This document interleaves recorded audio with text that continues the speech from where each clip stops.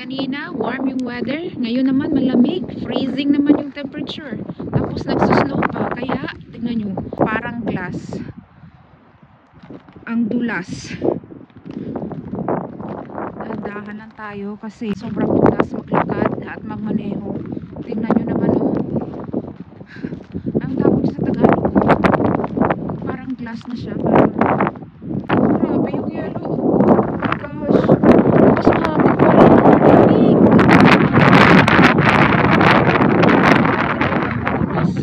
Look at that. Freezing naman yung temperature ngayong gabi. Ay, kakaloka. Yung panahon dito. Napaka-abnormal talaga ng aming January. Tingnan nyo. Freezing naman yung temperatura ngayong gabi. At saka nagsusnow pa.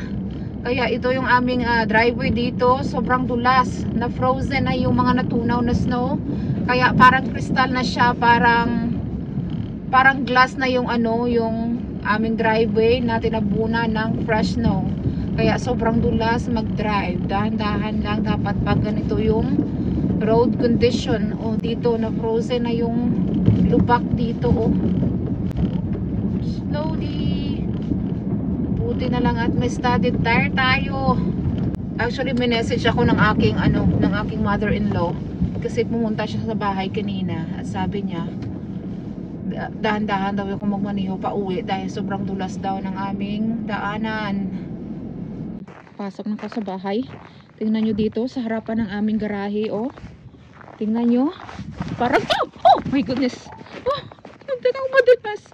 Pakita ko sa inyo, sobrang dulas kasi, oh, tingnan nyo. Glass, parang kristal na, sobrang dulas at sobrang smooth.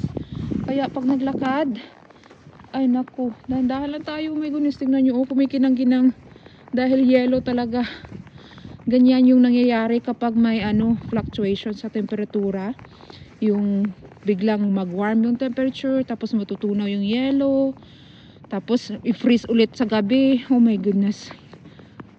Kaloka yung weather namin ngayon. Oh, pasok na muna ako. Oh my goodness. Ang hirap maglakad. Ganito maglakad dito kapag madulas. Dapat na ganito lang. Oh. Hindi inaangat yung paa.